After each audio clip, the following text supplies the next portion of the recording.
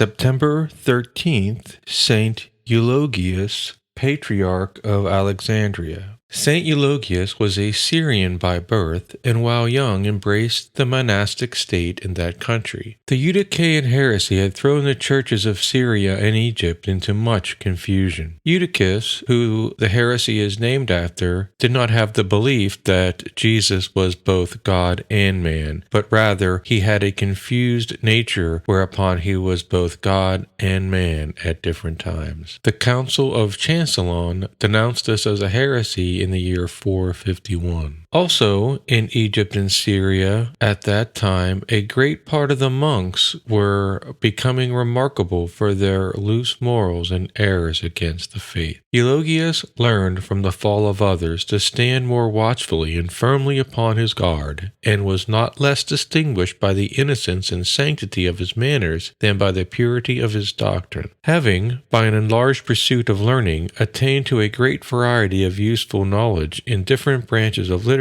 he set himself to the study of divinity in the sacred sources of that science, which are the Holy Scriptures, the tradition of the Church as explained in its councils, and the approved writings of its eminent pastors. In the great dangers and necessities of the Church, he was drawn out of his solitude and made priest of Antioch by the Patriarch Saint Anastasius. Upon the death of John, the Patriarch of Alexandria, Saint Eulogius was raised to that patriarchal dignity toward the close of the year 583. About 2 years after his promotion, our saint was obliged to make a journey to Constantinople in order to concert different measures concerning affairs of the Church. He met at court St. Gregory the Great and contracted with him a holy friendship, so that from that time they seemed to be of one heart and one soul. Among the letters of St. Gregory we have several in existence that he wrote to our saint. Saint Eulogius composed many excellent works against different heresies and died in the year 606. We admire the great actions and the glorious triumph of the saints, yet it is not so much in these that their sanctity consisted, as in the constant, habitual, heroic disposition of their souls. There is no one who does not sometimes do good actions, but he can never be called virtuous who does well only by humor or by fits and starts, not by study habits.